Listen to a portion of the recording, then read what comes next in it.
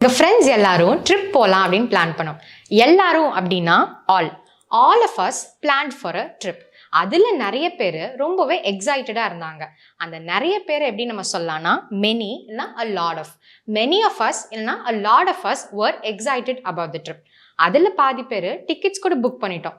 Some of us even booked tickets. Few of us couldn't join for the trip. அதாவது அந்த பாதியில் கொஞ்சம் பேர்னால ட்ரிப்புக்கு வர முடியல. Finally none of us went on the trip. அதாவது கடைசியில் யாருமே அந்த ட்ரிப்புக்கு போகல. ஸோ எல்லாரும் அப்படின்னா ஆல், நிறையா அப்படிங்கிறப்போ மெனி இல்லைனா அ லாட் ஆஃப், அப்புறம் கொஞ்சம் இல்லைனா பாதி அப்படிங்கிறப்ப நம்ம சம்னு சொல்லுவோம். அதில் சில அப்படின்னு சொல்கிறதுக்கு அ ஃபியூ சொல்லுவோம். எதுவுமே இல்லை யாருமே இல்லைன்னு சொல்கிறதுக்கு நன் அப்படிங்கிறத யூஸ் பண்ணலாம். ஸோ நீங்கள் ஸ்க்ரீனில் தெரிகிற தமிழ் சென்டென்ஸ்க்கு இங்கிலீஷ் டிரான்ஸ்லேஷன் பண்ணி காமெண்ட்ஸில் ட்ராப் பண்ணுங்கள். Anglophone.